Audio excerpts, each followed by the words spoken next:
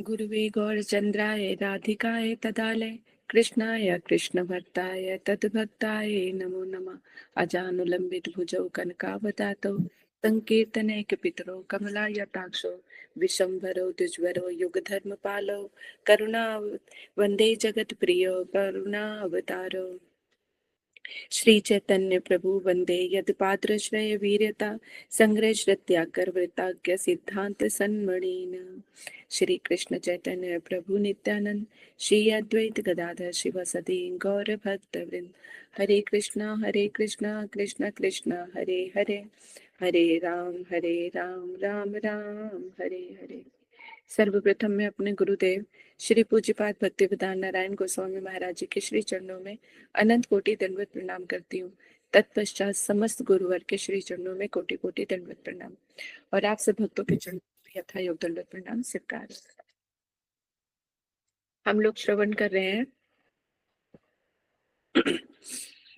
श्री चैतन्य चरितमृत आदि लीला प्रथम अध्याय।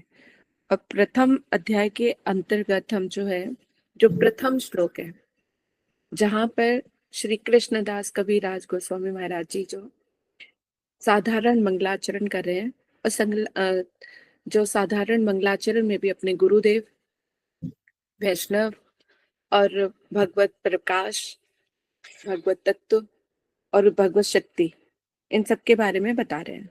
तो कल हम लोगों ने श्रवण किया था, ईश भक्तान तक किया था, है ना, कि गुरु क्या होते हैं उनके बारे में सुना था।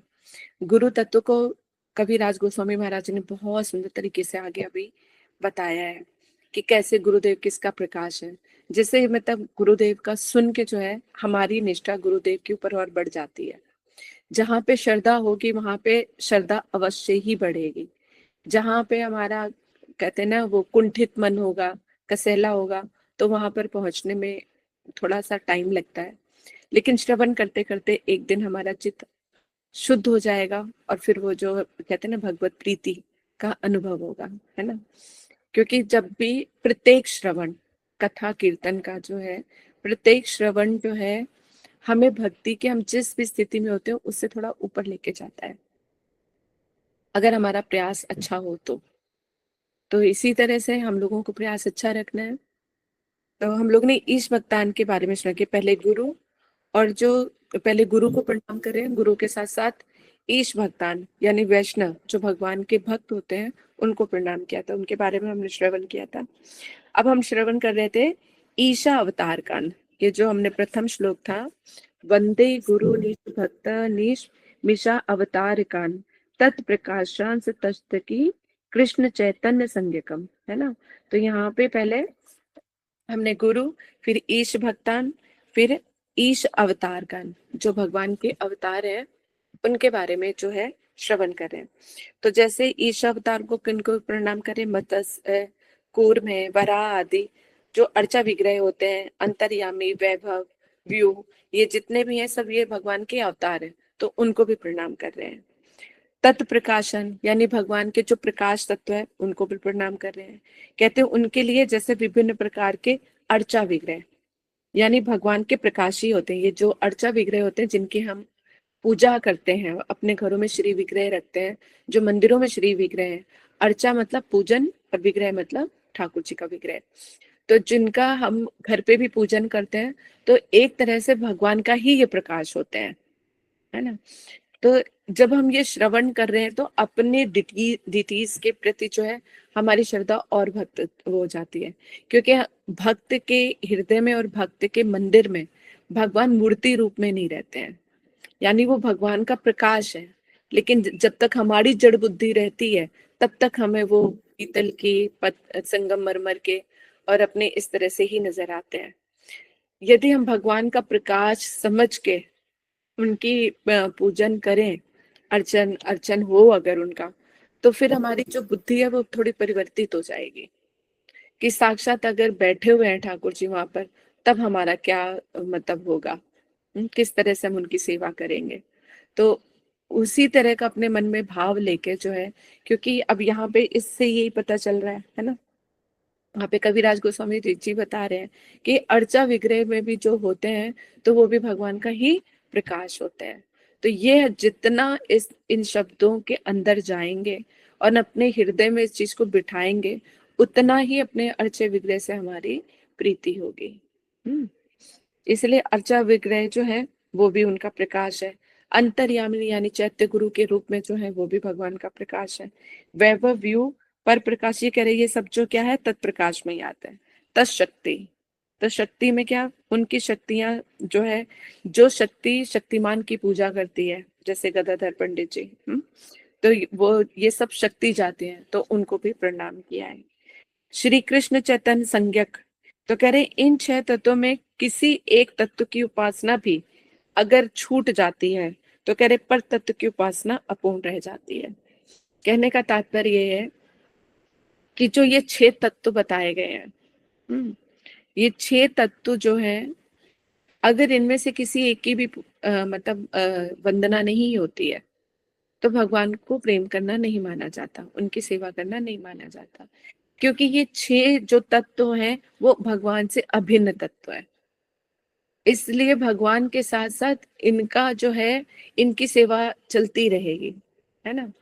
गुरुदेव हो गए, और जो भगवान के जो भक्त हैं वो भी अपने, गुरु अपने हो गए, जो भगवान के भक्त हैं वो भी अपने हो गए, जो भगवान के अवतार हैं उनको भी हमें प्रणाम करना है क्योंकि वो भगवान का ही अंश है ना।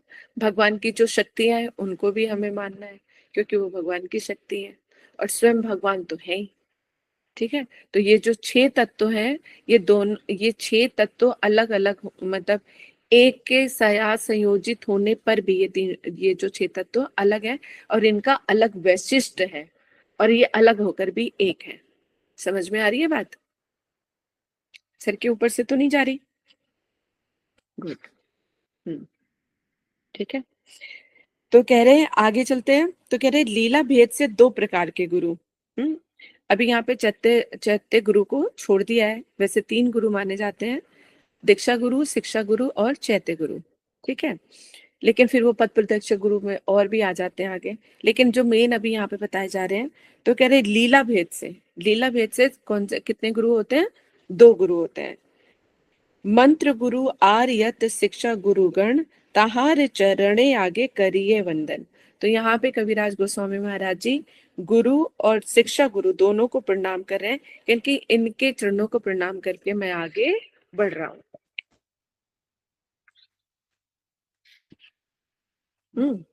तो कह रहे गुरु 2 प्रकार के होने पर भी एक ही तत्व है, जैसे हमें बताया गया है ना। इस विचार के कारण यहाँ एक वचन शब्द तहार व्यवहार किया गया है, लेकिन कहीं कहीं पर देखा जाता है कि बहुवचन में भी किया जाता है। अब यहाँ पे कहते कि अनुभाष्य में कहते हैं, यानी जो हमारे प्रभुपाद सरस्वती ठाकुर जी कह रहे हैं, अकिंचना भक्ति अविदेय है। अनन्य गोस्वामी जीव गोस्वामी जी का भी कथन यहाँ पर बीच में आएगा। तो कह रहे अकिंचना भक्ति अविदेय है। अकिंचना भक्ति मतलब 1 पॉइंटेड, केवल मात्र कृष्ण भक्ति ही अविदेय है ना। उन्हीं को प्राप्त करना है, अकिंचना भक्ति करनी है, यानी मिलावटी भक्ति नहीं, मिश्रा भक्ति नहीं, है ना, कर्म भक्ति नहीं, कामनाओं के साथ भक्ति नहीं, सकाम भक्ति नहीं। क्या बोला? अकिंचना भक्ति ही हमारा अभिधेय है। ये श्री कृष्ण भक्त संग को ही लक्षित करता है ना। जो केवल मात्र कृष्ण भक्त होते हैं, अंकिंचना भक्ति किनके साथ होगी? केवल मात्र कृष्ण से रिलेटेड जो 1 पॉइंटेड भक्ति होती है उसको अंकिंचना कहा है। तो कह रहे सबसे पहले क्या होता है, श्री कृष्ण भक्त संग के फल से श्रद्धा उत्पन्न होती है। कहीं जीव कहीं भटक रहा है, कोई शुद्ध कृष्ण भक्त टकरा गया, तो बोले हरे कृष्णा हो गई, हरे कृष्णा हो गई, उससे बातचीत हो गई, तो जैसे जैसे उस भक्त से मिलता जाएगा तो उसके अंदर श्रद्धा उत्पन्न हो जाएगी। कह रहे जीव, और कहते श्रद्धा उत्पन्न होने पर जीव क्या कृष्णोन्मुख होता है। कैसे पता चलेगी कि श्रद्धा उत्पन्न हो गई है? शुद्ध भक्त जब किसी से मिलता है, धीरे धीरे कहते कैसे पता चले कि हमारे हृदय में श्रद्धा उत्पन्न हो गई है? तो इसका एक लक्षण बताया, कृष्णोन्मुख, यानी उसको कृष्ण में इंटरेस्ट आने लग जाता है और ज्यादा से ज्यादा वो कृष्ण के बारे में जानना चाहता है। तो यानी कृष्ण की कैसे सेवा की जा सकती है, कृष्ण कौन है, कहाँ का क्या है, उनके बारे में सब जानने की जिज्ञासा रहती है। तो कृष्ण उन्मुख उन्मुख हो जाता है। तो कृष्ण उन्मुख का मतलब जो सेवा के प्रति लालायित हो जाए और जानने की जिज्ञासा रखे, तो इसका मतलब उसके अंदर श्रद्धा उत्पन्न, परमार्थिक श्रद्धा उत्पन्न हो गई है। ठीक है। उस संग के फल से क्या होगा, सेव्य भगवान के विशेष आविर्भाव में और विशेष भजन मार्ग में रुचि उत्पन्न हो जाएगी। अब वो जो है, जो भक्त का संग कर रहा है, शुद्ध भक्त का यदि संग मिल जाता है, तो क्या है, उसका फल क्या मिलेगा, सेव्य भगवान के विशेष आविर्भाव में, कृष्ण का जन्म, कृष्ण की लीलाएं, उनकी कथाएं, उनके भक्त, उनमें बहुत रुचि हो जाएगी। और विशेष भजन मार्ग में रुचि होगी, कैसे भजन करना है, कैसे एकादशी रखनी है, कैसे क्या करे जो कृष्ण प्रसन्न हो। तो कह रहे भजन मार्ग में रुचि उत्पन्न होती है। अब रुचि उत्पन्न होने के बाद श्री कृष्ण के विषय में अधिक जानने की इच्छा होने से सुकृतिवान जीव एक या एक से अधिक शिक्षा गुरुओं का आश्रय ग्रहण कर उनसे हरि कथा श्रवण करता है। अब कृष्ण के विषय में ज्यादा से ज्यादा सुनने का मन करता है, तो एक से तो सुन ही रहे हैं, तो एक दो और जिनकी कथाएं हमें अच्छी लगती हैं, तो वो एक दो और शिक्षक गुरुओं से मिलके जो है भगवान के बारे में, उनके चरित्र के बारे में वो श्रवण करता है। अब बताया प्रीति लक्षण युक्त भक्ति के इच्छुक व्यक्तियों के लिए रुचि प्रधान पति ही श्रेष्ठकर है। प्रीति लक्षण युक्त आ गया यहाँ पे। प्रीति लक्षण युक्त मतलब जिसको कृष्ण के बारे में बताया गया और वो डू और डाई पे तैयार हो गया। प्रीति लक्षण युक्त का मतलब यहाँ पर कि कृष्ण के बारे में कथा लीला सुनी, गोपियों की बात सुनी, मन में कृष्ण भा गए हमें।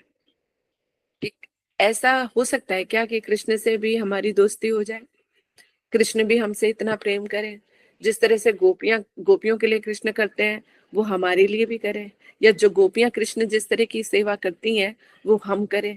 अगर इस तरह का आ गया तो क्या है, प्रीति लक्षण युक्त हो गया, कृष्ण से प्रेम। तो कह रहे जो प्रीति लक्षण युक्त है भक्ति के इच्छुक व्यक्तियों को क्या विशेष रुचि प्रधान पति ही श्रेय, यानी रागानुगा भक्ति। फिर वैदिक भक्ति से काम नहीं चलेगा, है ना। तो क्या है, रागानुगा भक्ति। अब उनके अंदर जो सेवा करने की वृत्ति है वो किसी शासन के डर से नहीं है, भगवान के किसी डर के नहीं है, प्रीति के कारण है कि कृष्ण को कैसे पाना है, कैसे करना है। तो ये प्रीति प्रीति सबसे आगे चल रही है, यानी लालच में बंधन नहीं रह जाता कुछ। जब लोभ जागृत हो जाता है तो उसको पाने के लिए इंसान कुछ भी करता है ना। जैसे संसार है, धन, किसी को धन कमाने का लोभ हो गया, तो धन को कमाने के लिए कभी कभी इतना ज्यादा वो आगे बढ़ जाता है कि वो अच्छा और बुरा भी नहीं देखता, उसको लगता है बस किसी भी तरह से धन मिल जाए। इसी तरह से जब कृष्ण का लोभ हो जाता है तो फिर ये नहीं देखता क्या पाप चढ़ेगा क्या पुण्य चढ़ेगा, मतलब किसी को कष्ट दे के वो नहीं होता, अपने को ही कष्ट देता है। और ये मतलब किसी भी हद तक जाकर वो भगवान को प्राप्त करने का प्रयास करता है। लेकिन इसमें भक्ति में एक ये जरूर होता है, अगर धन का लोभ है, संसारिक किसी लोभ में है, तो वो दूसरे का नुकसान करके भी अपने स्वार्थ के बारे में सोचता है, अपने बारे में। लेकिन भक्ति में लोभ हो जाने के बाद भी जो भक्त किसी को कष्ट देके आगे बढ़ने का प्रयास नहीं करता है, भगवान को प्रसन्न करना चाहता है, किसी हालत में उसको उनको प्राप्त करना चाहता है, लेकिन वो अपने अपने आप को दांव पे लगाएगा, किसी का नुकसान नहीं करेगा, किसी का बुरा करके वो अपने आप में भक्ति में आगे नहीं बढ़ना चाहेगा, क्योंकि ये भक्ति का लक्षण ही नहीं है। समझ में आ रहा है संसार के लोभ में और भक्ति के लोभ में कितना फर्क है ना। कृष्ण को भी पाने के लिए कुछ भी कर गुजरता है इंसान, है ना, और धन को भी पाने के लिए बहुत कुछ कर जाता है। लेकिन जब धन को पाने की लालसा हृदय में जागती है तो कुछ भी गलत कर सकता है, किसी का नुकसान, चोरी कर लिया। अब जिसकी चोरी होगी वो तो बेचारा रोएगा, जिसको पैसे मिल गए वो खुश हो जाएगा, लेकिन दूसरे का माल लेके क्या ही करेंगे, है ना। इसी तरह से जो है, अगर लेकिन भक्ति में कृष्ण कृष्ण के प्रेम का लोभ हो गया तो उसके लिए समझ में आता है कि ठीक है, मुझे तो अपने ठाकुर जी को खिलाना है, पिलाना है, कैसे भी करना है। चलो अभी देर सबेर हो गई, नहीं खिलाया जा रहा, लेकिन चलो तुम तो खा लो। हाँ, जैसे कहते कि अगर कहीं पर अशुद्धि का वातावरण हो जाता है या किसी की डेथ होती है, तब भी जो भक्त प्रेमी होते हैं वो भी कहते ठाकुर जी दुनिया भर के तो खा रहे, आप ही का मंदिर बंद है, आप भी खाओ। है ना, तो वो दे दे कि जो भी पाप लगेगा कोई बात नहीं, मैं सह लूंगी, लेकिन आपको कोई कष्ट नहीं होना चाहिए। तो इसमें प्रेम निहित है कि उनको भूख प्यास उनको उसमें नहीं रखना है, अगर उसके लिए मुझे अगर पाप भी लगे तो कोई बात नहीं, लेकिन आप सुखी रहो। तो वहां पे जैसे गोपियों के अंदर स्व सुखी की कामना नहीं होती है, वैसे ही प्रीति युक्त भक्त के अंदर भी स्व सुख की कामना खत्म होती चली जाती है। ठीक है, इसलिए बोला ऐसे जो प्रीति लक्षण युक्त हैं भक्ति के, तो उनको रागानुगा भक्ति में ही के द्वारा ही करनी चाहिए, जिससे वो बहुत जल्दी भगवान को प्राप्त कर लेते हैं।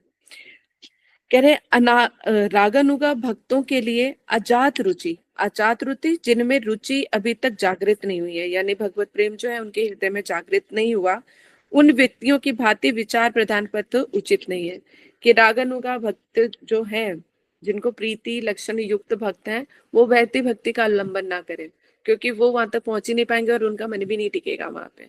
कि जो प्रीति युक्त होते हैं ना, उनको अलग ही एक आनंद की अनुभूति होती है और अलग ही वो भजन में प्रवेश करते हैं, है ना। उनके कृष्ण राधा रानी के प्रति अपना किसी चीज का भय नहीं रहता, उनको बिल्कुल अपनत्व रहता है, जैसे अपने होते हैं ना ब्रज में, कि कुछ भी खिला दिया, कुछ भी पिला दिया, डांट दिया, डपट दिया, जो कर दिया कृष्ण के साथ, उसी तरह का भाव उनके साथ भी रहता है।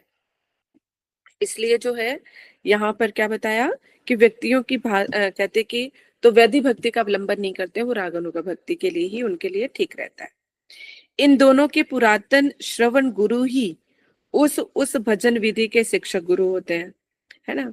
अब कई कई जो होते हैं वैधि भक्ति के गुरु मिल जाते हैं, कहीं पर रागानुगा भक्ति के गुरु मिल जाते हैं। तो जो प्रीति लक्षण युक्त है वो रागानुगा जो गुरु होते हैं उनको ही वो ग्रहण करते हैं। ठीक है, मंत्र गुरु एक ही होते हैं, जो हमें दीक्षा आदि देते हैं वो एक ही होते हैं, क्योंकि अनेक दीक्षा गुरु ग्रहण करना शास्त्रों में निश्चित है।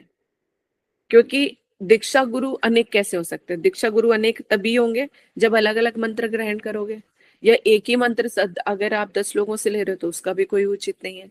लेकिन इधर उधर हमारा इसमें अपना दिमाग चलाने की आवश्यकता ही नहीं पड़ती, क्योंकि दीक्षा गुरु शास्त्रों में ही निश्चित है कि अगर एक ही दीक्षा गुरु होता है, क्योंकि एक ही मंत्र गोपाल मंत्र मिल जाता है तो और चाहिए ही क्या, है ना। तो इधर उधर भटकने के चांस ही नहीं रह जाते। तो कहा कि दीक्षा गुरु यहाँ पर जो है एक ही होते हैं। श्रवण गुरु और भजन शिक्षा गुरु प्राय एक ही होते हैं, जो शिक्षा दीक्षा देते हैं, जो भजन कराते हैं, तो कह रहे हैं वो प्राय एक ही होते हैं, किंतु शिक्षक गुरु जो है अधिक हो सकते हैं, है ना। कई बार होते हैं जो दीक्षा गुरु होते हैं वही शिक्षक गुरु भी होते हैं, वही आपको भजन साधन की वो भी देते हैं, शिक्षाएं भी देते हैं। लेकिन कई बार होता है कि दीक्षा गुरु हमें दिले के, लेकिन वो कहीं बाहर चले जाते हैं, तो गुरुदेव से इतना संबंध नहीं रह पाता है, उनसे इतना मिलना नहीं हो पाता, उनकी कथाओं को श्रवण नहीं कर पाते हैं, किसी कोई भी कारण हो सकता है, तो फिर हमें शिक्षक गुरु जो है भजन की शिक्षा देते हैं। ठीक है, इनमें से श्रवण गुरु के संग से ही शास्त्रीय ज्ञान प्राप्त होता है। ठीक है, जो श्रवण गुरु हो गए हमारे, यानी जो शिक्षक गुरु होते हैं, उनको द्वारा ही हमें शास्त्र ज्ञान की प्राप्ति होती है। तो गुरु भी कैसा होना चाहिए, जो खुद भी भजन में तत्पर हो, भजनीय व्यक्ति होना चाहिए, है ना, जिसका सर्वस्व हरि गुरु वैष्णव हो। तो ऐसे ऐसे जो अपने भक्ति में अपना सर्वस्व लगा के चलते हैं, तो ऐसे शिक्षक गुरु अगर हमें मिलते हैं, फिर वो शास्त्रों की बात बोलते हैं, तो हमें सुनने में भी आनंद होता है और वो हमारे हृदय में भी प्रवेश करता है। यदि जो बातें तो बहुत अच्छी अच्छी करते हैं, शास्त्रों की बात बताते हैं, लेकिन शास्त्रों पर के ऊपर खुद अमल नहीं करते हैं, बोलते हैं एकादशी का व्रत रखो, करना चाहिए, श्रीमद् भागवत में कहा गया है, लेकिन खुद नहीं रखते। गुरु धारण करने चाहिए, लेकिन खुद का कोई गुरु नहीं है। और इसी तरह से अनेक अनेक जो शास्त्र है या भक्ति तत्व जो भी बताया जाता है, तो अगर वो उनका खुद का कुछ नहीं है भजन, तो फिर वो हमें भजन की शिक्षा कैसे दे सकते हैं। ठीक है, गुरु मंत्र दीक्षा गुरु अनुग्रह कृपा करते हैं। अब क्या है, गुरु मंत्र जो है दीक्षा रूप में कृपा करते हैं हमारे ऊपर। जो गुरुदेव द्वारा जो मंत्र दिए जाते हैं, तो वो कोई साधारण मंत्र नहीं होते हैं। तो जो उनकी जप विधि बताई जाती है कि कैसे हमें करना चाहिए, तो वो दिन पर दिन एक तरह से पानी डल रहा होता है हमारे ऊपर, है ना। तो हमारी जो पोटेंसी है, जो बीज है भक्ति का, वो जो है धीरे धीरे फ्लरिश हो रहा होता है, अंकुरित होके आगे आगे बढ़ता रहता है, तो वो कृपा ही करते हैं। तो जो लोग गुरुदेव की अवज्ञा करके सीधे भगवान का सानिध्य प्राप्त करने के लिए चेष्टा करते हैं, उनकी सभी चेष्टाएं विफल हो जाती हैं। बिना गुरु गति नहीं। जो खुद ही गुरु बन के भगवान को प्राप्त करने की कोशिश करते हैं, तो कह रहे उनकी सारी जो है चेष्टाएं विफल हो जाती हैं, क्योंकि बिना गुरु गति नहीं है। आगे पहुंचने के लिए आपको गुरु की शरण लेनी ही पड़ेगी। इसलिए सैकड़ों बुरी आदतें आकर ऐसे गुरु भक्ति रहित जीवों को कृत्रिम भक्त रूप सजाकर केवल संसार में ही निवास कराती है। इसलिए क्या करते हैं, सैकड़ों बुरी आदतें आ जाती हैं उनके अंदर, और ऐसे गुरु भक्ति रहित जीव जिनके गुरु नहीं होते हैं और कृत्रिम भक्त रूप धारण कर लेते हैं, खुद अपने आप ही भक्त बन जाते हैं बिना गुरु धारण किए, तो कह रहे हैं कि ऐसे संसार में वो सिर्फ निवास करते हैं कृत्रिम रूप में, झूठ रूप में होता है वो, न वो भक्ति कर पाता है। जब वो भक्ति को समझने समझाने के लिए ही कोई नहीं है, तो वो कैसे समझेगा, है ना। तो कह रहे मैं अधिक जानता हूं और गुरु आकर मुझसे क्या अधिक उपदेश देंगे। ये भी बुद्धि आ जाती है। क्या बुद्धि आ जाती है कि मैं तो जो भी कहते कि मैं तो सब सारे शास्त्र पढ़ लिए, मैंने भगवत गीता भी पढ़ ली, श्रीमद् भागवत भी पढ़ लिया, सब कुछ आ गया, मुझे तो पूरा ज्ञान है, अब गुरु मुझे क्या ही सिखाएगा। इस तरह की बुद्धि आ जाती है जब खुद शास्त्रार्थ पढ़ने लग जाओ ना अपने आप, तो इस तरह का अहंकार आ जाता है कि गुरु भी मुझे क्या ही सिखाएंगे, मुझे सब कुछ आता तो है, भगवत गीता के सारे श्लोक आते हैं मुझे, श्रीमद् भागवत के श्लोक आते हैं मुझे, जहां मर्जी से जो भी कथा पूछ लो सब बता दूंगा, और मुझे गुरु की आवश्यकता ही नहीं है। इस तरह का अहंकार आके मन में बैठ जाता है। तो कह रहे इस प्रकार अहंकारी व्यक्तियों को इस अपराध के कारण कृष्ण भक्ति प्राप्त नहीं होती।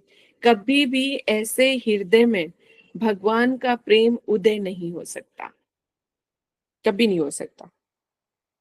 इसलिए समुद्र में बिना नाविक की नौका की भांति संसार में उसका उद्धार नहीं हो सकता। ये तो वही बात हो गई कि नाव तो है, बैठे हैं, लेकिन उसका कोई नाविक नहीं है, क्योंकि नाविक को ही पता होता है कि नाव को कैसे किस दिशा में कैसे मोड़ना है। तो गुरु सेवा के द्वारा ही कृष्ण की प्राप्ति होती है। यानी बिना गुरुदेव की सेवा के बगैर, बिना हरि गुरु वैष्णव की सेवा के बगैर कि कृष्ण भगवान की प्राप्ति नहीं होती, है ना। तो भग लोग स्मरण आदि द्वारा श्री कृष्ण की सेवा करते हैं। व्यवहारिक लौकिक कौलिक अयोग्य गुरु को त्याग कर परमार्थिक गुरु का ही आश्रय ग्रहण करना चाहिए। तो कहते भक्त लोग स्मरण आदि द्वारा श्री कृष्ण की सेवा करते हैं, कभी भजन संध्या करके, कभी जन्माष्टमी का उत्सव बना के, कभी श्रीमद् भागवत कथा करके, है ना। तो इस तरह से जो भगवान के उत्सव होते रहते हैं जो, तो उसमें जब हम सेवा करते हैं, तो उनकी सेवा करना ही हरि गुरु वैष्णव की सेवा हो जाती है ना। तो हमें सदैव, चाहे जन्माष्टमी है, राधाष्टमी है, गुरु पर्व है, या जब भी कोई भी होता है, भजन संध्या है, कुछ भी है, तो हमें थोड़ा थोड़ा अवश्य ही उनकी सेवा करनी चाहिए। जिसका कहते कि जब हमारे पास से कुछ जाएगा तभी तो सेवा निर्धारित होगी, कैसे पता, हाजिरी कैसे लगेगी जाके, है ना। कि कोई हमारे लिए भगवान भी कैसे समझेंगे, उन्होंने तो बहुत कुछ दिया हुआ है, लेकिन हम उनके लिए कब कितना करते हैं, कैसे करते हैं, तो वो हमारा एक बूंद भी उनको करोड़ों से ज्यादा प्रिय लगता है। जैसे कृष्ण ने विदुरानी के केले के छिलके खाए, केला फेंक दिया, एक विदुरानी फेंकती जा रही थी और छिलके ही तो खिला रही थी, कृष्ण खा रहे थे, लेकिन क्या, क्योंकि प्रेम था।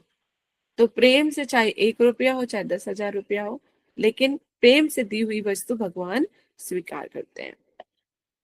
तो कहा व्यवहारिक लौकिक कौलिक अयोग्य गुरु को त्याग कर, ऐसा गुरु जो व्यवहारिक हो, जो संसार के सारे कामों में लगा हुआ हो, उसमें और हमें ज्यादा कोई फर्क ना दिखाई देता हो, है ना, जो संसार के कामों में नियुक्त है, तो ऐसे गुरु को धारण नहीं करना चाहिए। और लौकिक संसार के जड़ जगत के ही उसमें संसार में डूबा हुआ है ना। और कौलिक वंश परंपरारिक, कि भाई ऐसा जो है, मेरे पिताजी गुरु थे तो मैं भी गुरु बन गई, अब मेरे बच्चों के तो वो भी है, चाहे गुरु बनने के लायक है या नहीं है, लेकिन गुरु परंपरा से गुरु बनते चले आ रहे हैं। तो ऐसे गुरुओं को भी धारण नहीं करना चाहिए। और साथ में लगा दिया अयोग्य।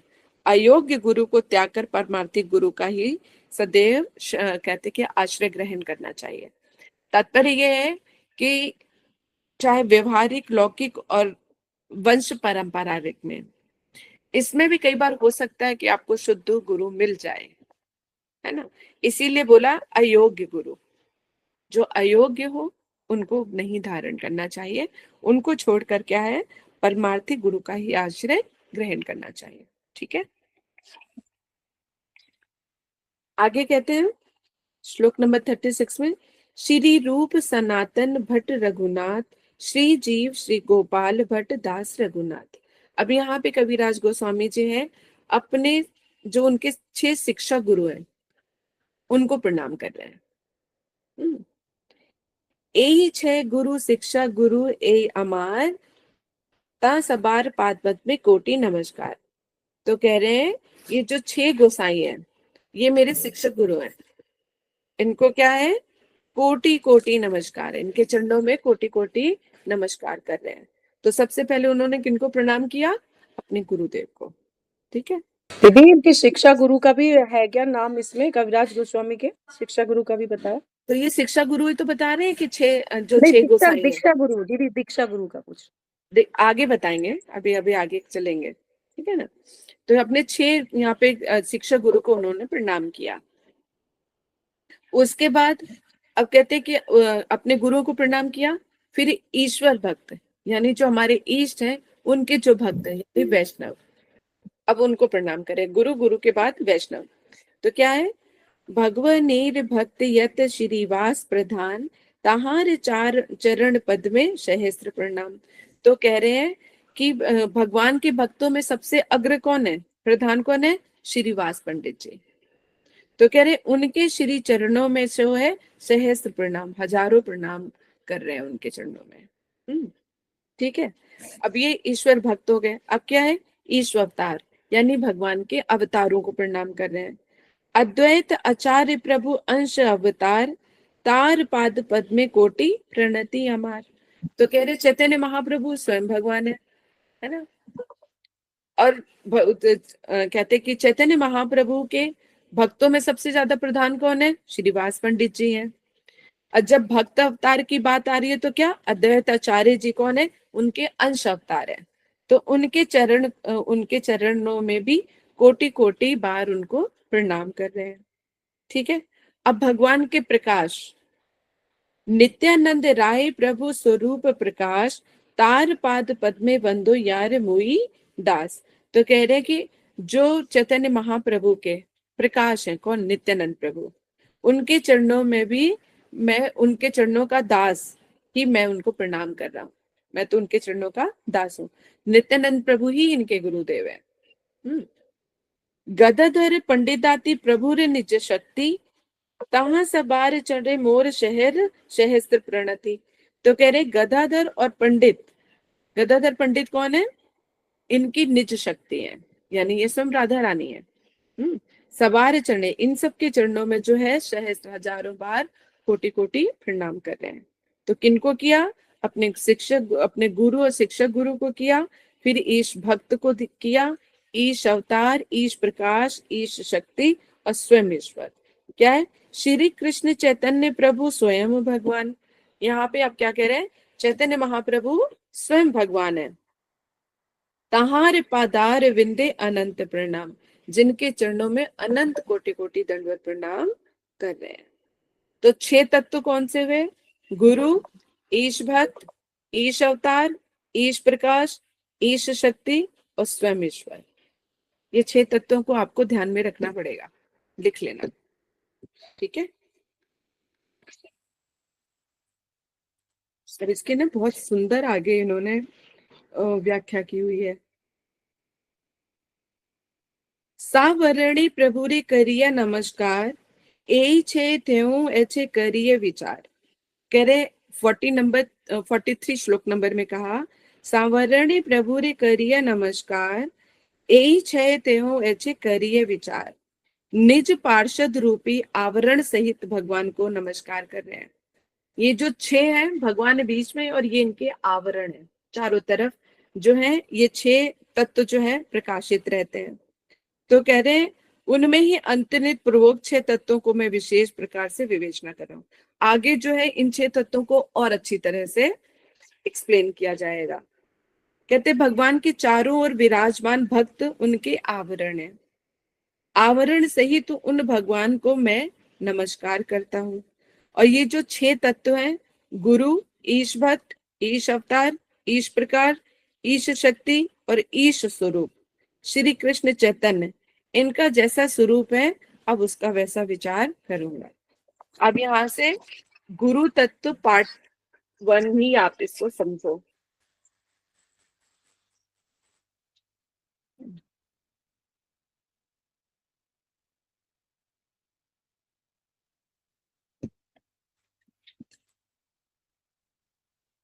ठीक है, अब गुरु तक, अब यहाँ पे सबसे पहले ले रहे हैं दीक्षा गुरु, क्योंकि ये बहुत ही सुंदर, अभी तक आप लोग जो श्रवण कर रहे हो गुरु तत्व के बारे में शुरू कर रहे हो। अब और प्रकार दूसरे दूसरे शास्त्रों में से आपको श्लोक उद्धृत करा के अब गुरु तत्व को प्रमाणित कर रहे हैं। तो ये सब श्रवण करके गुरु तत्व का हमारे हृदय में जो है गुरुदेव के प्रति जो है प्रीति, श्रद्धा, भाव, भक्ति और बढ़ जाती है। और जिनको थोड़ा सा रहता है ना कि गुरु कैसे होते हैं, है ना, कि गुरु भी तो हम जैसे ही हैं, जो दूसरे लोग बोलते रहते हैं, जो गुरु धारण करते हैं उनको तो अपने गुरुदेव पे फिर भी भरोसा होता है, लेकिन दूसरे कह रहे ये तो सब गुरु ऐसे ही होते हैं। तो जिनको गुरु तत्व नहीं पता होता वही ऐसी बातें करते हैं। एटलीस्ट अब आप लोगों को पता होगा तो आपसे जो इस तरह की बातें करेंगे तो आप उनको समझा बता सकते हो। और दूसरा, ऐसे कथन, ऐसी लीलाएं श्रवण करने से, गुरु तत्व के बारे में श्रवण करने से अपने गुरुदेव के प्रति भी जो है श्रद्धा, भाव, भक्ति बढ़ जाती है ना। तो हमें अपना चित्त को शुद्ध रखना है, दूसरे के दोष नहीं देखने। अब सबसे पहले बताया जा रहा है दीक्षा गुरु। यद्यपि यद्यपि अमार गुरु चैतन्य रे दास, तथापि जनिए आमी ताहार प्रकाश। अब यहाँ पे कह रहे हैं यद्यपि मेरे गुरुदेव जो हैं चैतन्य महाप्रभु के दास है, यद्यपि अमार गुरु, मेरे जो गुरु हैं चैतन्य रे दास, वो चैतन्य श्री चैतन्य महाप्रभु के दास हैं, तथापि, लेकिन फिर भी मैं उन्हें महाप्रभु का प्रकाश ही जानता हूँ, क्योंकि जानिए आमी तहार प्रकाश, तो वो चैतन्य महाप्रभु के प्रकाश के रूप में ही मानते हैं। कहने का क्या मतलब हुआ कि जो हमारे गुरुदेव हैं वो भगवान के सेवक हैं। यद्यपि हमार गुरु चैतन्य रे दास, क्योंकि जितने भी सारे जीव हैं वो क्या है, वो भगवान के दास है। तो जो मेरे गुरुदेव हैं वो भी भगवान के सेवक ही हैं, लेकिन एक शिष्य की नजर में अपने गुरुदेव भगवान के स्वरूप के बराबर माने जाते हैं, तो उन्हीं का प्रकाश मान रहे हैं, है ना। तो जैसे भगवान उनके लिए कहते कि उनकी अर्चा विग्रह, जो जो भी अर्चन पूजन होता है भगवान तुल्य, जो जो भी उनकी सेवाएं भगवान के प्रति होती हैं, उसी तरह की सेवा जो है गुरुदेव की है। लेकिन गुरुदेव को भगवान नहीं मानते हैं। समझ में आ रही है बात? देखो फिर से समझ, यहाँ पे इस लाइन से बहुत सुंदर पता चल रहा है। यदि अपार गुरु चैतन्य दास, क्योंकि सारे जीव जो है भगवान के दास हैं, भगवान के सेवक है, तो मेरे गुरुदेव भी कौन है, भगवान के सेवक हैं। लेकिन एक शिष्य के लिए, और शास्त्र भी बताते हैं, आगे आएगा कि भगवान ने क्या कहा है कि अपने गुरुदेव को मेरा ही स्वरूप जानो। इसलिए यहाँ पर उन्होंने कहा कि चैतन्य दास होने पर, यानी भगवान के सेवक होने पर भी मेरे गुरुदेव जो है मेरे लिए वो भगवान का प्रकाश ही है, यानी भगवान तुल्य है। भगवान है लेकिन भगवान नहीं है, भगवान के जैसे उनको पूरा मान सम्मान बिल्कुल भगवान की तरह देते हैं। इसको एक उदाहरण की तरफ से और समझो। जैसे हमारी सासू माँ की सखी आ गई, तो वो हमारी सास समान है, यानी सास कि जैसे आप उनको मान सम्मान देते हो, है ना, सारा मान सम्मान बिल्कुल सास की तरह रखोगे, ठीक है। तो मान सम्मान बिल्कुल क्या अपनी सास की तरह है, लेकिन सास तो वही रहेंगी ना, डिफरेंस रहेगा दोनों में। इसी तरह से भगवान के जितने भी जीव हैं वो भगवान के सेवक हैं, तो मेरे गुरुदेव भी भगवान के सेवक हैं, लेकिन इतनी प्रीति है, इतना उनके साथ प्रीति है कि भगवान का वो प्रकाश है। जैसे मैं भगवान की अवज्ञा नहीं कर सकती, वैसे मैं अपने गुरुदेव की भी अवज्ञा नहीं कर सकती।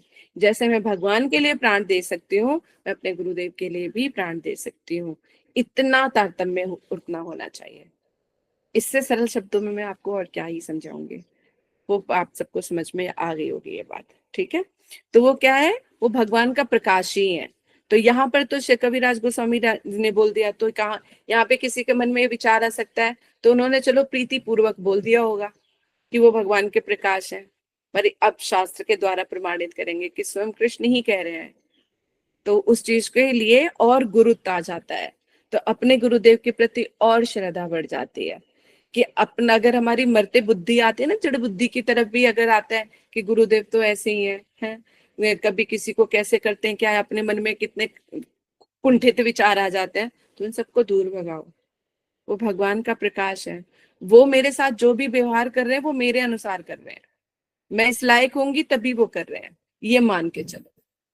गुरु में दोष देखने के बजाय, वैष्णव में दोष देखने के बजाय अपने में ही दोष देखो कि शायद मुझ में ही कमी है, या मैं ही इस लायक हूं इसलिए मेरे साथ ऐसा व्यवहार किया जा रहा है। तो अपने दोषों को सुधारने का प्रयास करेंगे, सेवा से उनको प्रसन्न करने का प्रयास करेंगे, लेकिन कदापि उनके अंदर दोष देखने का प्रयास नहीं करना है, ठीक। हाँ, तो अब यहाँ पर इसी को अमृत प्रभाव अब भक्ति विनोद ठाकुर जी की भी शब्दों में समझ लेते हैं। यद्यपि सभी जीव कृष्ण के दास हैं, इसलिए मेरे गुरु भी वास्तव में कृष्ण दास हैं, तथापि मैं उनको गुरु को श्री कृष्ण का प्रकाश मानता हूँ। शिष्य के लिए गुरुदेव श्री कृष्ण के प्रकाश स्वरूप होते हैं। ये हमारे वैष्णव का आ गया कि अपने गुरुदेव को भगवान के प्रकाश के रूप में ही जानना चाहिए। एक तो वैष्णव की वाणी पर ही विश्वास हो जाना चाहिए, लेकिन फिर भी किसी की तर्क बुद्धि हो कि उन्होंने तो भाव आवेश में आगे बोल दिया हो, लेकिन कहाँ शास्त्रों में लिखा है, तो उसके लिए भी प्रमाण है फिर, ठीक है। श्लोक नंबर 45 में कहते हैं, गुरु कृष्ण रूप हन शास्त्रेर प्रमाणे, गुरु रूपे कृष्ण कृपा करेन भक्त गणे। कितनी सुंदर बात कही है, कह रहे गुरु कृष्ण रूप हन शास्त्रेर प्रमाणे। गुरु जो है कृष्ण का ही प्रकाश है, उनका ही रूप है, शास्त्र में अनेकों प्रमाण है। यानी ये शक्ति कहाँ से चली आ रही है, कृष्ण से आ रही है, इसलिए कभी गुरु गलत नहीं हो सकते हैं। लेकिन ये गुरु गुरु ही होने चाहिए, सतगुरु, ये नहीं कि किसी भी गलत गुरु को बिठा लो और उसी को भगवान मान के चलते बनो। लेकिन जैसा जैसा शिष्य होगा वैसे ही गुरु भी मिलेंगे, या जैसा गुरु होगा वैसे ही शिष्य मिलेंगे, ये भी होता है। कि जैसे जहां चाह वहां रहा, जिस तरह की जैसे गुरु ढूंढोगे आपको वैसे ही मिलेगा। अगर हमारे मन में लोभ है, कपटता है, बाकी सब, तो हमें फिर गुरु भी ऐसे ही मिल जाएंगे। लेकिन अगर कोई सरलता से चलेगा तो वो कहीं भटक नहीं सकता, क्योंकि अब मतलब गुरु की एक चेन बनी हुई है। सबसे पहले तो चैत्य गुरु ही बैठे हुए हैं। जरा सा कहते कि भक्तिमय बुद्धि आने पे एक साधारण सरल भक्त अगर कोई मिल जाएगा तो उसको तुरंत भगवान भवसागर से पार कराने के लिए किसी अपने बंदे को भेज देते हैं वहां पर। इसलिए बहुत कम चांसेस हैं कि कोई सही व्यक्ति गलत हाथों में चला जाए। लेकिन अगर वो किसी गलत हाथों में चला भी गया तो भगवान उसकी रक्षा करते हैं और वहां से वापस ले आएंगे उसको, इसमें तो कोई संदेह नहीं है बिल्कुल भी। तो यहाँ पर कह रहे गुरु कृष्ण रूप है, ये शास्त्रे अनेक शास्त्रों में प्रमाण दिया गया है। गुरु रूपे कृष्ण कृपा करे न भक्त गणे, एक गुरु के रूप में भगवान ही कृपा करते हैं। कितनी बड़ी बात बोलते हैं। जब भगवान किसी जीव पे कृपा करना चाहते हैं, उसका उद्धार करना चाहते हैं, इस संसार से उसके आवागमन से दूर करना चाहते हैं, तो क्या करते हैं, वो गुरुदेव से मिला देते हैं। गुरुदेव से मिलाया मानो अपने आप से मिला दिया, क्योंकि गुरु रूप में ही कृष्ण ही कृपा कर रहे हैं, ये शास्त्र प्रमाण है। कितनी बड़ी बात होगी, है ना। यानी गुरु, अगर गुरुदेव से कुछ मिल गया है तो सोचो साक्षात भगवान से मिल गया। ऐसी बुद्धि के साथ हम गुरुदेव की सेवा करें तो क्या नहीं पालेंगे हम, है? लेकिन हमारी मर्जी जड़ बुद्धि है, मतलब उनके अंदर दोषी दोष दिखाई देने लग जाते हैं हमारे, है ना। ज्यादा दिन अगर अपने गुरुदेव के पास भी रहो ना, तो हमारी जड़ बुद्धि ऐसी है कि उनके अंदर भी दोष दिखाई देने लग जाते हैं। ओ देखो गुरुदेव मेरे से तो अच्छी तरह से बात नहीं करते, लेकिन ये कल को आए आए लोग होते हैं तो उनके तो बड़ी मीठी मीठी बातें करते रहते हैं इनके साथ, है ना। देखो कितना कुछ लेकर आए हैं, तो कितने हंस के बात कर रहे हैं, और हम जाते तो पूछ लेते बच्चा अच्छा सब ठीक, फिर उसके बाद देखते ही नहीं है। ये बुद्धि आ जाती है, बहुत आती है, क्योंकि हम जड़ बुद्धि है ना। हमारी नीच बुद्धि है तो हम नीच बातें ही सोचेंगे, कुछ अच्छा नहीं सोच सकते। लेकिन एक गुरु तत्व क्या है, अब देखो ये कृष्ण तत्व कृष्ण से चला आ रहा है, तो गुरु तत्व में कितना गुरुत्व है। तो इसको हमने सिर्फ नाम समझ लिया है, यानी शरीर को ही गुरु समझ लिया है, इसलिए गुरु तत्व को नहीं समझते हैं, इसलिए हम गुरुदेव को भी नहीं समझ पाते हैं। गुरु तत्व को ही समझना इतना दुर्लभ है, तो गुरुदेव को क्या समझेंगे हम। और थोड़ा सा भी अगर गुरु तत्व समझ में आ गया तो अपने गुरुदेव समझ में आ जाएंगे। फिर उनके कहते ऐसे भी प्रभु स्वामी प्रभुपाद जी श्री श्रीला सरस्वती प्रभुपाद जी से कितनी बार मिले, एक या दो ही बार मिले हैं बस। हम्म? तो एक या दो ही बार मिले हैं, लेकिन उनकी निष्ठा देखो, उन्होंने प्रचार करने की आज्ञा दी तो निकल गए बाहर के देशों में करने के लिए। क्या तो उनके वो उन्होंने याद नहीं किया, उनको बहुत याद किया। हम्म, उनको बहुत याद किया है। तो इसलिए जो है, पता नहीं मुझे लग रहा कि कहीं से फोन ना आया, आ तो रहे हैं बहुत सारे। हम्म, तो इसलिए कहा कि गुरु रूपी कृष्ण रूप करे न भक्त भक्ति करे। तो ये जो गुरु कृपा कहाँ से चली आ रही है, कृष्ण से चली आ रही है। तो हमें भटकने के कोई चांसेस नहीं है, हमारे पास भटकने के कोई चांसेस नहीं है। अगर आपकी बुद्धि सही है और सही चाहत है तो भगवान रास्ता दिखाएंगे, जहां पर हो, जैसे भी हो, जिस भी तरह से हो। तभी तो कहते हैं ना गुरु अंतर्यामी होते हैं, क्योंकि गुरु अंतर्यामी है, क्योंकि वो गुरु तत्व है, कृष्ण तत्व है वो, है ना। तो जब आपके हृदय में कुछ होता है तो कभी आपके गुरुदेव वो चीज बोल देते हैं, कर देते हैं, क्योंकि वो कौन सी क्रिया काम करे, जो कहते हैं कि जो कृष्ण गुरु तत्व जो है, जो चला आ रहा है सबके अंदर, वही कार्य कर रहा होता है। अपने आप वो घटनाएं घट जाती हैं, क्योंकि श्रद्धा के ऊपर ही सब कुछ है, भाव प्रधान है। इसलिए गुरु सर्वदेव में है। शास्त्रों में ये प्रमाणित है कि श्री गुरुदेव श्री कृष्ण का ही रूप प्रकाश होते हैं, और श्री गुरु के रूप में श्री कृष्ण ही भक्तों पर कृपा करते हैं। तो गुरुदेव के रूप में कृपा कौन कर रहे हैं, कृष्ण स्वयं कर रहे हैं, भगवान स्वयं करते हैं। अब क्योंकि हमारी ऐसी बुद्धि तो है नहीं है, इतनी भक्ति है नहीं कि साक्षात कृष्ण आके हमारे लिए कुछ सोचेंगे करेंगे, तो वो गुरुदेव के रूप में है। आज ये मैं सुन के पढ़ के ना, मुझे बड़ा ही आनंद आ रहा था कि भगवान को तो हमने देखा नहीं, लेकिन गुरुदेव को देखा है, गुरुदेव का प्रकाश है। अगर गुरुदेव देख के एक बार मुस्कुरा दे तो समझो भगवान मुस्कुरा दिए। इन तत्व तत्व सिद्धांतों के प्रमाण के ऊपर बता रही हूँ।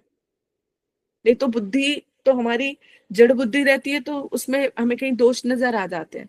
लेकिन आज तत्व सिद्धांत ये श्रवण करने के बाद मतलब लगा कि कृष्ण को नहीं देखा, लेकिन कृष्ण के प्रकाश को तो देख रहे हैं हम। आप लोग तो बड़े सौभाग्यवान हैं कि कम से कम आपके गुरुदेव अभी प्रकट हैं। मेरे गुरुदेव अप्रकट हैं, उनके चित्रपट में ही मुझे ढूंढना पड़ता है, और उनके साथ मुझे, जब मैं उनके साथ थी तब तक मुझे किसी चीज का ज्ञान ही नहीं था, है ना। तो गुरुदेव की सेवा करना, लेकिन हमारे लिए शिक्षक गुरु भी तो वही बताया कि वो भी भगवान का ही प्रकाश है। तो सेम जो भाव है वो हमारे शिक्षक गुरु के लिए भी है। तो यानी शिक्षक गुरु के रूप में मेरे गुरुदेव और ठाकुर दोनों हमारे प्रकाशित है। तो यदि वो प्रसन्न, इसका मतलब भगवान प्रसन्न। अगर वो तुम्हें कोई आशीर्वाद देते तो सोचो भगवान आशीर्वाद देते।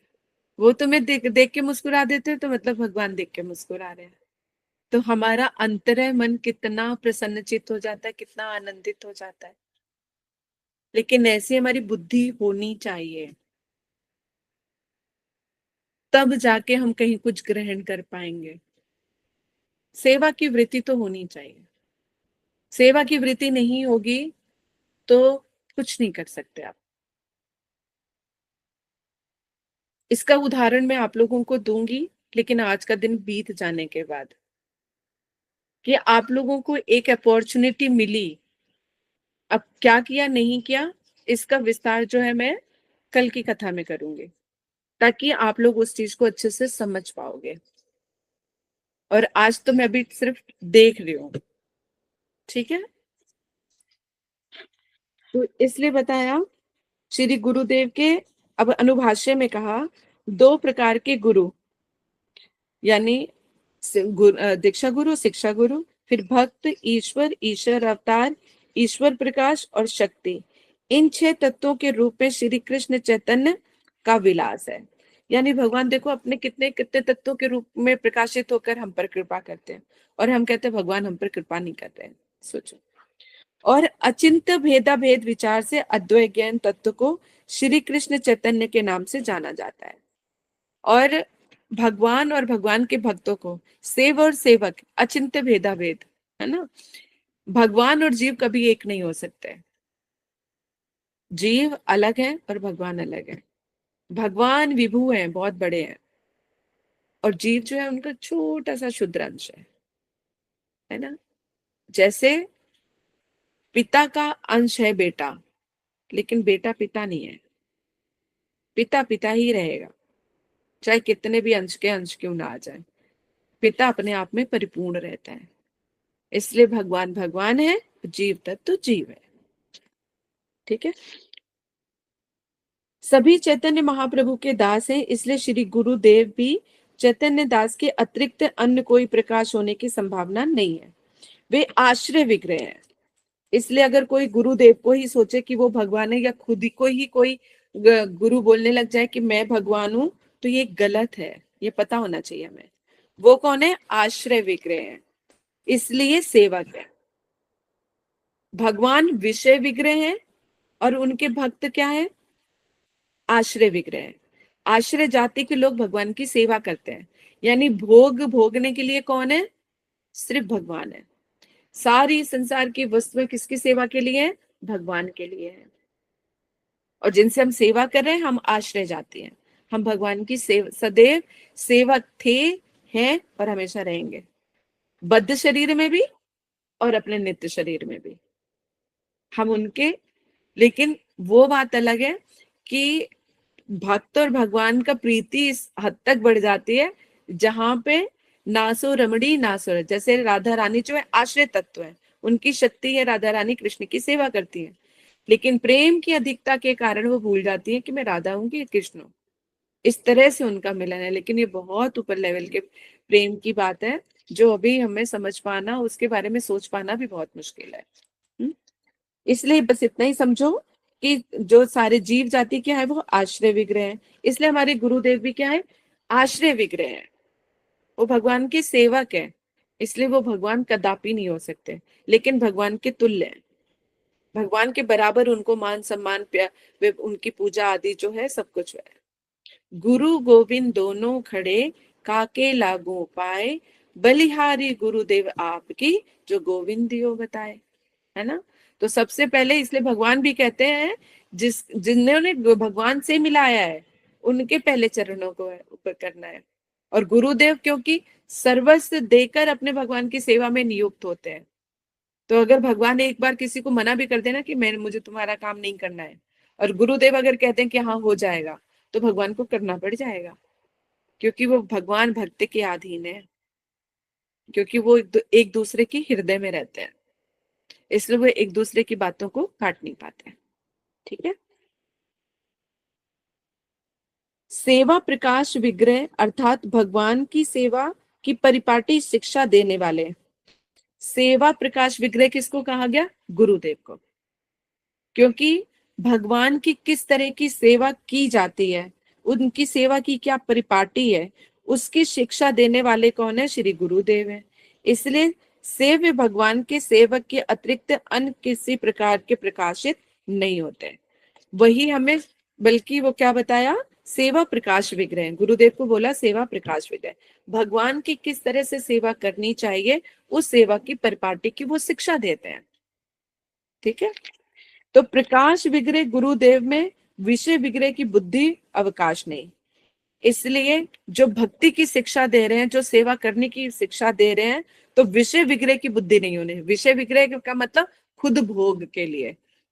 तो खुद ही गुरु अपने आप को भगवान की तरह मान के पूजा कराए, अपने आप को ही भगवान बोले, ऐसा नहीं, ऐसा नहीं होना चाहिए। अर्थात गुरु को विषय विग्रह कृष्ण नहीं समझना चाहिए। तो कभी गुरुदेव को ही कृष्ण नहीं समझना चाहिए। कृष्ण का प्रकाश है, उनके सेवक हैं, उस रूप में उनको कृष्ण की के बराबर की जो उनकी सेवा की परिपाटी है वो मिलता है। मान सम्मान कृष्ण के तुल्य है सारा, लेकिन वो कृष्ण नहीं है। आश्रय विग्रह होने के कारण दीक्षा गुरुदेव को शास्त्रों में कृष्ण का रूप कहा गया है। क्योंकि आश्रय विग्रह वो भगवान की सेवा की परिपाटी बताने वाले, भगवान की सारी चीजों की शिक्षा देने वाले हैं। तो उनको जो दीक्षा गुरु हैं, उनको क्या बोला? कृष्ण रूप कहा गया। वो कृष्ण का ही रूप है, क्योंकि बताया ना शास्त्रों में कि कृष्ण ही गुरु के रूप में आके आपके ऊपर कृपा करते हैं, है ना। तो इसलिए यहाँ पर दीक्षा गुरु को क्या बोला गया? यहाँ पे बोला गया है कि वो कृष्ण का रूप है। गुरुदेव के रूप में कृष्ण ही आकर हम पर कृपा करते हैं। कितना सुंदर, कितना माधुर्य और कितना गुरुत्व भरा पड़ा है इस शब्द में। इसमें भगवान की करुणा झलक रही है और गुरुदेव की भी कृपा। मतलब जिनको गुरु मिल गए, तो सोच, जिनको सतगुरु मिल गए। गुरु अनेक ऐसे नहीं कि कोई भी गुरु बन गया, लेकिन जिनको सतगुरु मिल गए, इसका मतलब साक्षात भगवान मिल गए। लेकिन गुरु भी कैसे? जो जिनका 24 का 24 घंटे भगवान की सेवा में नियुक्त है, वो गुरु। नहीं तो उनको गुरु बनने का अधिकार नहीं है, चाहे वो कहीं पर भी रहते हो, गृहस्थ आश्रम में है या सन्यास आश्रम में है, जहां पर भी है। जैसे भक्ति विनोद ठाकुर जी, है ना, वो भी क्या थे? गृहस्थ में थे, लेकिन उनका जीवन सन्यासियों से बढ़कर है। अपना सर्वस्व देके भगवान की सेवा में नियुक्त रहे, क्योंकि मन ही तो दिया जाता है ना। भगवान को मन ही दिया गया है। तो कहता, तभी तो भगवान ने बोला, ये बोला थोड़ा कि अपना शरीर दे दो। उन्होंने, कृष्ण ने क्या कहा? मन मना भवा, मुझे अपना मन दे दो। तो जहां मन वहां तन। तो इसलिए मन ही सब कुछ है। तो ये इतना सुंदर गुरु तत्व के बारे में हम लोगों ने श्रवण किया आज। और आगे अब जो है श्रीमद् भागवत में से, अन्य अन्य शास्त्रों में से भी प्रमाण लेके कि गुरु तत्व क्या है उसके बारे में बताया गया है, लेकिन वो श्रवण करेंगे हम कल। तो हरि गुरु वैष्णव हम पर कृपा करें और गुरु तत्व हमारे हृदय में प्रकाशित हो, जिससे हमें अपने गुरुदेव के प्रति श्रद्धा भाव भक्ति जो है बढ़ती चली जाए, और अपना सर्वस्व देके हम हरि गुरु वैष्णव की सेवा कर सकें। ठीक है। तो इन्हीं प्रार्थनाओं के साथ आज की कथा को यहीं पे विराम देते हैं। वांछा कल्पतरुश्च कृपा सिंधु एव च पतितानां पावनेभ्यो वैष्णवेभ्यो नमो नमः।